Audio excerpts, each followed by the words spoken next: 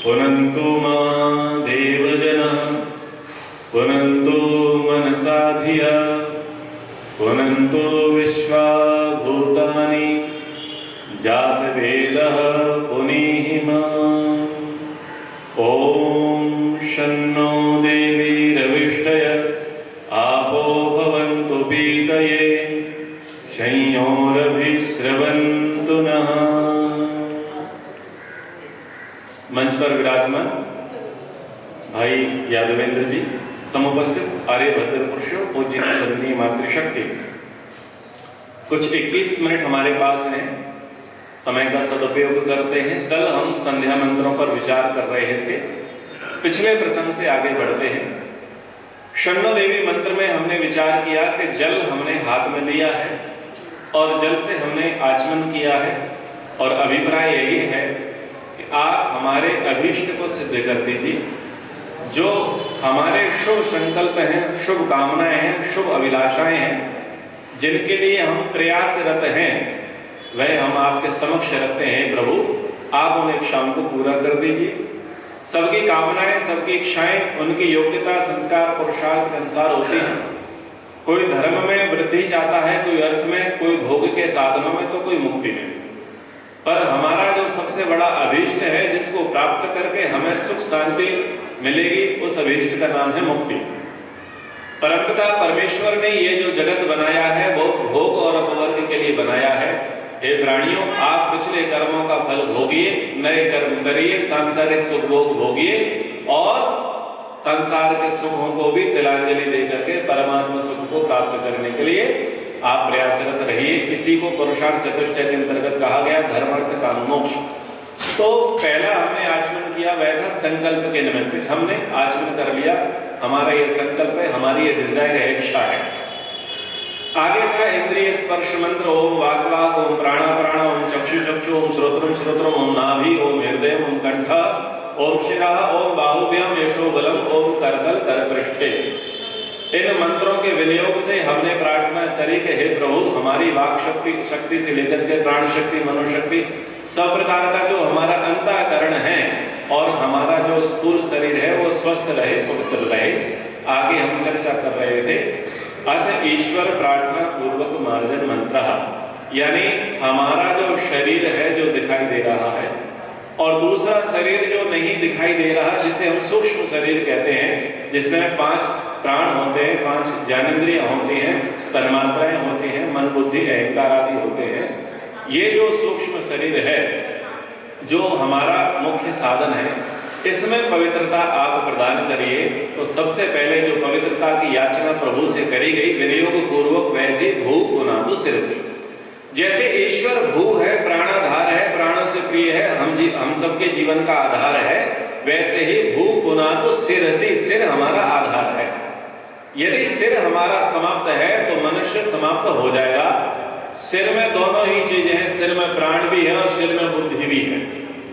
अगर यहां से प्राण चले गए तब भी व्यक्ति का राम नाम सत्य है, और प्राण है, जीवन है, लेकिन बुद्धि नहीं है तो वो जीते हुए मृत के समान है। प्राण है लेकिन मन एकाग्र नहीं है तो वो जीते हुए मरे के समान है। या मन उसका चंचल है, गलत कामों में लगता है, तब भी व्यक्ति मारा गया। या बुद्धि तो बहुत अच्छी है, शार्प है, कुशाग्र है, मेमोरी पावर बहुत अच्छी है, लेकिन दुष्ट बुद्धि है, और दुष्ट बुद्धि भी क्या करेगी, व्यक्ति का नाश कर देगी। रावण की बुद्धि थी, बुद्धिमान था, लेकिन बुद्धि कैसी थी, दुष्ट बुद्धि थी। अभी जो 3 जिहादी डॉक्टर पकड़े गए, तो डॉक्टर तो है, पढ़ाई तो कर रहा है, लेकिन बुद्धि कैसी है, दुष्ट है। ठीक है ना, क्या करना चाहते हैं, हिंसा करना चाहते हैं, लोगों को मारना चाहते हैं। बुद्धि तो है लेकिन उसका दुरुपयोग है। इसलिए सबसे पहले मंत्र में प्रार्थना करी गई, ओम भू पुनातु शिरसि, हे प्रभु आप मेरे सिर में पवित्रता दीजिए। ठीक है, अब यहां से आगे बढ़ते हैं। दूसरा वचन क्या है, ओम भुवः पुनातु नेत्रयो। भुवः शब्द का क्या अभिप्राय है, दुख विनाशक, जो दुखों को दूर करने वाला है, जो दुखों का नाश करने वाला है, वह भगवान है भुवः। ठीक है, तो भुवः पुनातु नेत्रयो, पुनातु का तात्पर्य होता है पवित्रता, पवित्र करें किसको, नेत्रयो, हमारे दोनों नेत्रों को पवित्र कर दो। अब नेत्र की पवित्रता और भुवा का विनियोग समझे। भुवा यानी दुख विनाशक और नेत्र में पवित्रता दे दो। नेत्र का मतलब क्या है? देखना। देखने का तात्पर्य होता है ज्ञान। सब मनुष्यों के दुख का कारण क्या है? अज्ञान। यानी वह देखना नहीं जानता, वह चिंतन करना नहीं जानता, वह विचारना नहीं जानता, इसलिए वह दुखी। तो यहां पर प्रार्थना करी जा रही कि हे प्रभु आप मेरे नेत्रों में पवित्रता दे दो। नेत्र यानी जो ज्ञान का माध्यम है। इंद्रियार्थ सन्निकर्षोत्पन्नम ज्ञानम। ज्ञान कैसे होता है? इंद्रिय का अर्थ के साथ जब सन्निकर्ष होता है तब ज्ञान होता है। तो हम देखते हैं तब ज्ञान होता है। लेकिन अगर हमने गलत देखा है तो ज्ञान कैसा होगा? गलत होगा। और गलत ज्ञान हमारे जीवन में सुख नहीं लेकर के आएगा, दुख लेकर के आएगा। और ईश्वर है भुवः, ईश्वर दुख विनाशक है। तो हम कैसा देखें? हम शुभ देखें, भद्र देखें, कल्याणकारी देखें तो हमारा भद्र, हमारा कल्याण, हमारा शुभ होगा। यदि हम अभद्र देखेंगे, अशुभ देखेंगे, अकल्याणकारी देखेंगे तो हमारा वैसा ही होगा। और इसका गई बिटिया कहाँ है भाई? साइकोलॉजी हमारी वो अब शाम को आएगी। देखो वैसे बच्चे होते तो फिर आनंद आता है बताने में साइकोलॉजी फैक्टर।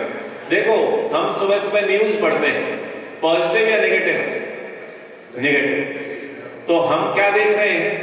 नकारात्मक। लूट, हत्या, बलात्कार, आगजनी, घर की विपदाएं, परेशानी। तो हम इसको देख रहे हैं। तो ये देख रहे हैं तो भीतर क्या आएगा? यही आएगा। तो हम क्या करते हैं? ज्यादातर क्या सुनते हैं? बुरा। ज्यादातर क्या देख रहे हैं? बुरा। और चिंतन कैसा है? बुरा। आदत कैसी बन गई है कि हम किसी का अच्छा देख ही नहीं पाते। ये हमारी आदत हो चुकी है कि कोई व्यक्ति अच्छा होता है तो वो पछता नहीं है, लेकिन अगर बुरा हो तो बड़ा आनंद आता है। और फिर उस बुरे का गुणगान करने का तो बात ही क्या कहनी, फिर चाहे 1 घंटा लग जाए, 1.5 घंटा लग जाए। मतलब दोष कथा कहने में महारत हासिल है। माताओं को विशेष होती है, दोष दर्शन करने की कथा विशेष है। तो ये क्या हो रहा है कि हम ज्यादातर क्या देख रहे हैं? बुरा। तो जब वो बुरा देखते जाएंगे तो हमारे जीवन में क्या आएगा? दुख है। क्योंकि आपका ज्ञान क्या है? अशुद्ध है। चिंतन अशुद्ध है, विचार अशुद्ध है, जो देख रहे हो वो क्या है? अशुद्ध है। वो सब आपके जीवन में दुख लेकर के आए।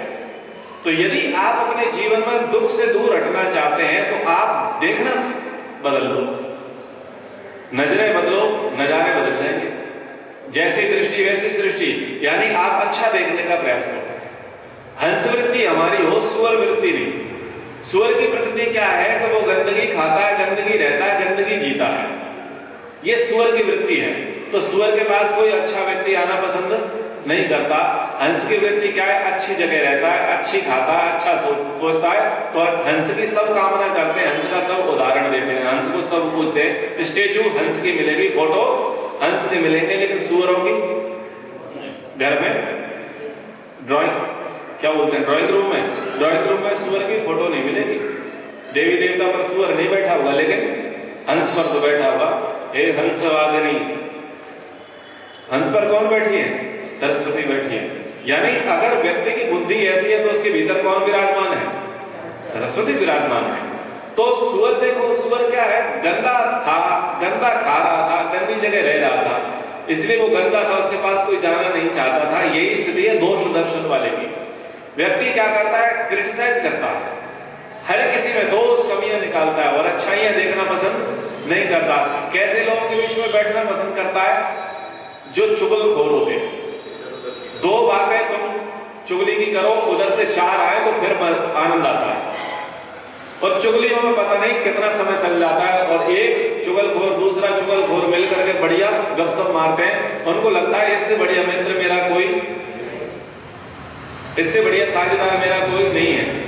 अब चुगलखोर ये भी समझ गया कि ये भी चुगलखोर है, और वो समझ गया ये भी चुगलखोर है।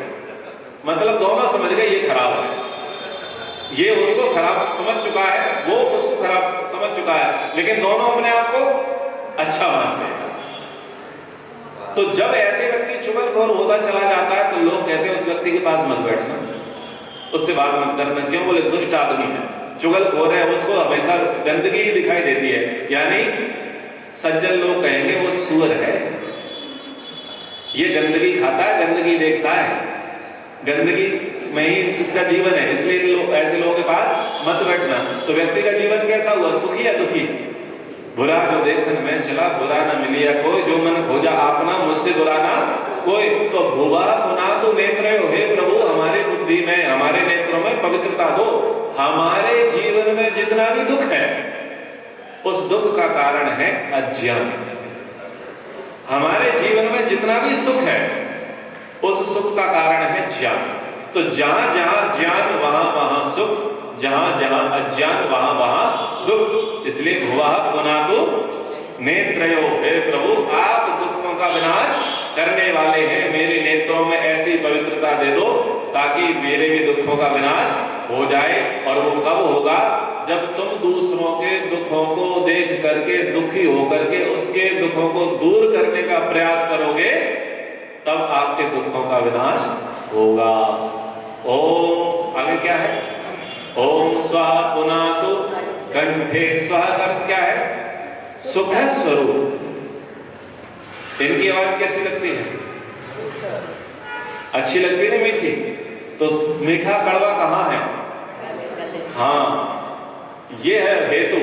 मीठा बोलोगे तो सुख मिलेगा, कड़वा बोलोगे तो प्रभु मेरे कंठ में आप पवित्रता दो, क्योंकि आप सुख स्वरूप है, आप सुख स्वरूप है, दूसरों को सुख पहुंचाने वाले हैं। तो मैं भी दूसरों को सुख पहुंचाने वाला हूं, इसलिए प्रशंसा करनी चाहिए, अच्छी प्रशंसा करनी चाहिए, अच्छी प्रेरणाएं देनी चाहिए, अच्छे विचार देना चाहिए, अच्छा चिंतन करना चाहिए। ये सब कौन से हैं? मानसिक शुभ कर्म है, वाचनिक शुभ कर्म है। इन शुभ कर्मों से हमारे जीवन में सुख की बढ़ती होती है। इसलिए जितने भी लोग मिले मंगल कामना करो। कोई भी व्यक्ति मिलता है तो उसे प्रसन्न करो। अच्छा, मेरे पास कुछ वृद्ध लोग आते हैं, हालांकि मेरे तो क्लास में सारे के सारे सीनियर सिटीजन हैं, जवान तो कोई बच्चा मैं पढ़ाते ही नहीं, जितने भी हैं सब मेरे से बड़े हैं। तो कोई कोई मेरे से कह देता है, आचार्य जी क्या करें, घुटनों में बड़ा दर्द रहता है। मैंने कहा माता जी टेंशन मत लो, 2x6 के बिस्तर पर 3 सेट में बिल्कुल ठीक हो जाएगा। क्या बोला? 2x6 के बिस्तर पर 3 सेट में बिल्कुल ठीक हो जाएगा। अब बताओ वो सुनकर के दुखी होगी या हंसेगी? बोलो, हंसेगी। हमें क्या करना है? सामने वाले को प्रसन्न करना है ना। और अगर ओह माता जी, तो फिर वो 4 आंसू डालने के लिए तैयार बैठी है। देखो ये साइकोलॉजी है। फिर बेटी याद आ रही है, अगर कोई व्यक्ति दुखी है और वो सिंपैथी चाहता है और आपने अगर उसे सिंपैथी दे दी तो फिर उसके दुख के द्वार खुलना शुरू हो जाते हैं। इसलिए उसको मैनिपुलेट कर दो, उसे डाइवर्ट कर दो। ये अच्छी तकनीकी है। तो मैं उनको बोल देता हूं माता जी टेंशन मत लो, 2x6 के बिस्तर पर ठीक हो जाएंगे। फिर वो ठहाके मार के हंसती और अपना दर्द भूल जाती। बोले सही बात है। क्यों? हम वैद्य तो नहीं है, हम डॉक्टर नहीं है और ना ही उनके सेवक है, ना उन्हें दवाई दे सकते, ना हम उनकी मलहम कर सकते, लेकिन हम उनको अच्छा तो बोल सकते हैं, ऐसा तो बोल सकते हैं जिससे वो प्रसन्न हो जाए। तो ये कंठ है। किसका कमाल है? कंठ का, कि हम ऐसे भी लोगों की चिकित्सा कर सकते हैं। ओम स्वाहा पुनातु कंठे, ओम महा पुनातु हृदये। ईश्वर कौन है? महा। महा महा का अर्थ क्या है? महान। ईश्वर महान है तो हमारे हृदय में क्या दे दो? महानता यानी पवित्रता दे दो। आज हार्ट अटैक हो रहे हैं, हार्ट अटैक क्यों है? पहले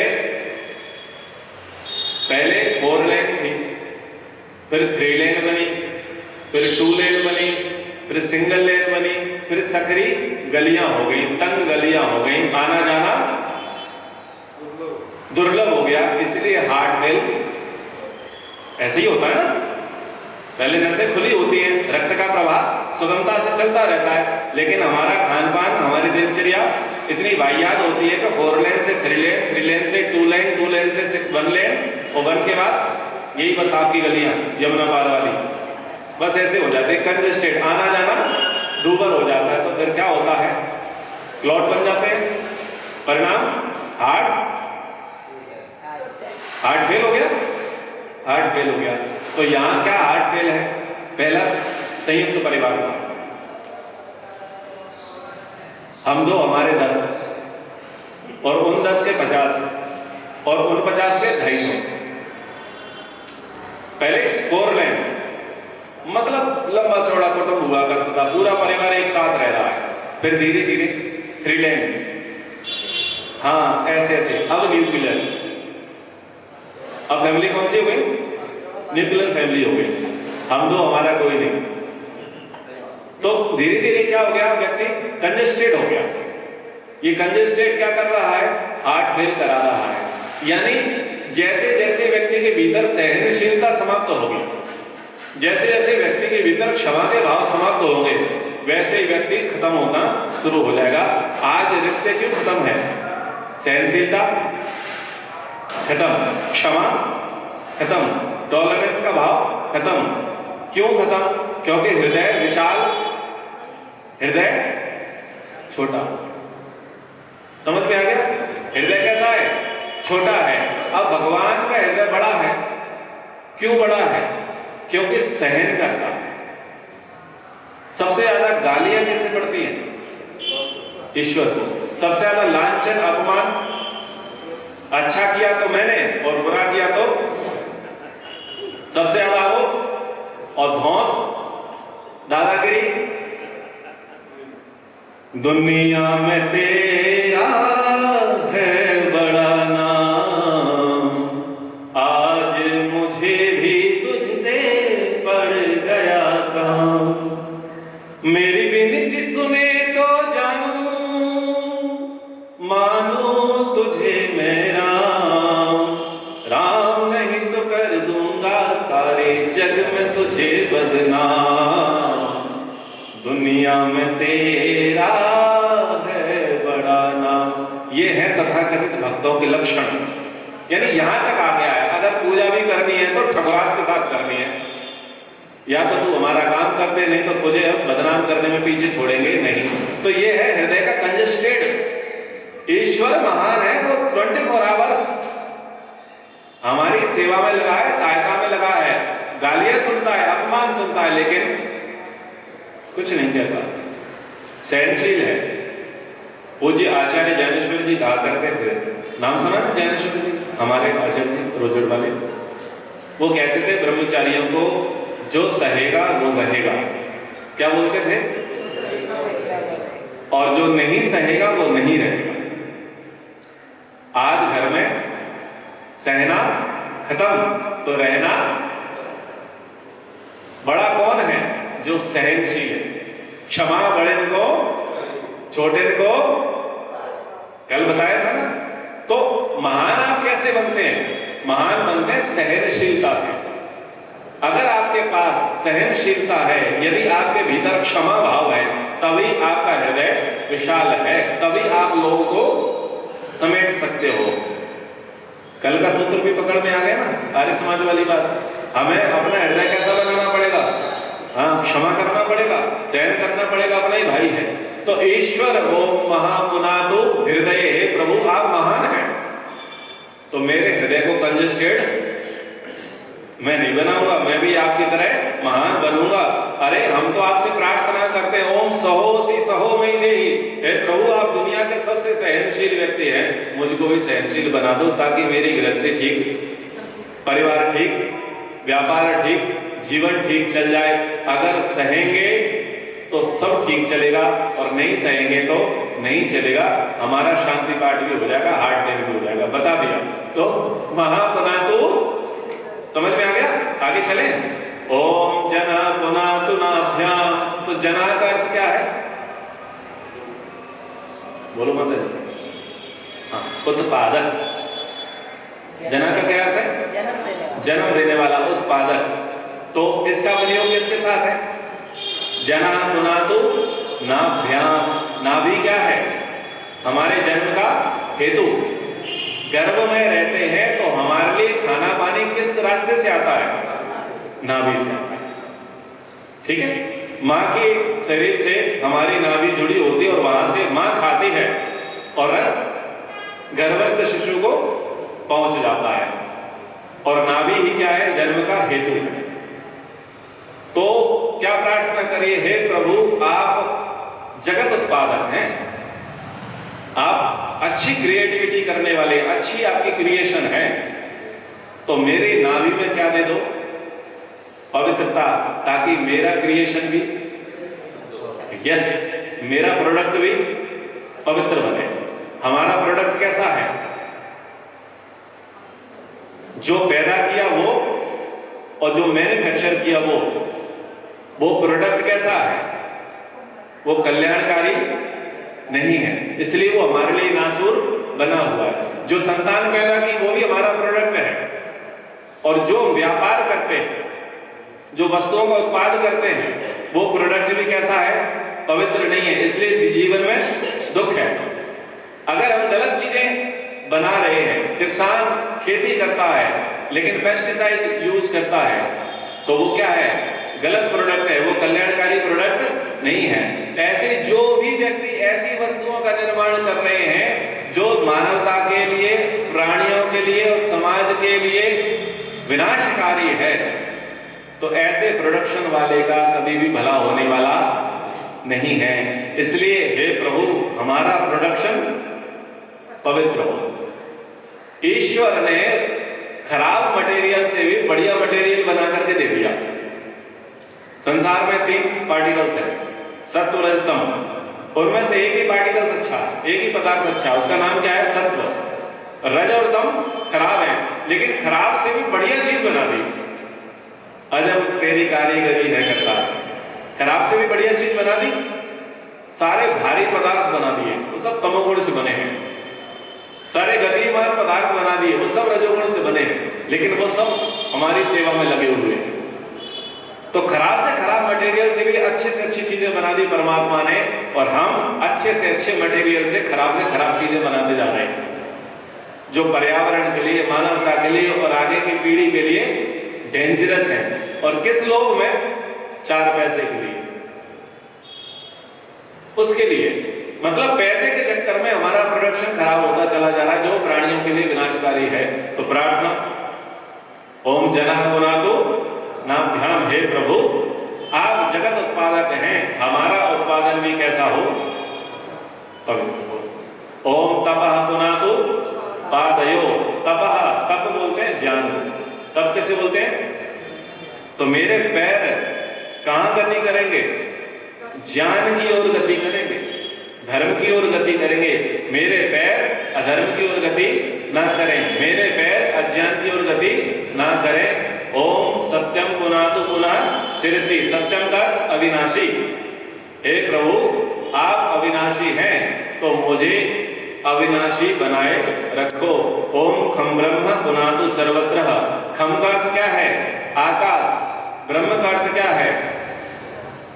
सर्वव्यापक। खम का अर्थ सर्वव्यापक, सर्वत्र का अर्थ सर्वव्यापक। तीनों के एक ही अर्थ है। खम मतलब आकाश, और खम किसका नाम है? ईश्वर का। ईश्वर कैसा? सर्वव्यापक। सर्वत्र यानी सभी जगह, ब्रह्म यानी सभी जगह। तो खम भी बड़ा है, सर्वस्त्र भी बड़ा है और ब्रह्म भी बड़ा है। ओम खम ब्रह्म पुनातु सर्वत्र। जो मैंने बोल पाए और जो नहीं बोल पाए,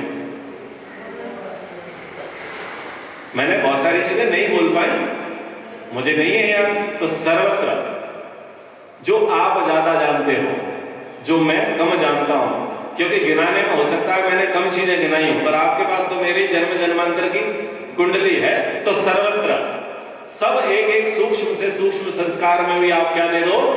पवित्रता दे दो।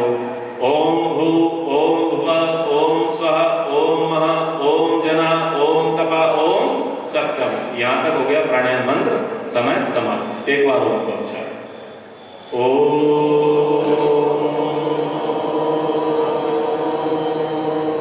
सर्वेभ्यो नमः। सबको साथ सादर नमस्ते करिए। यहाँ से आगे कल।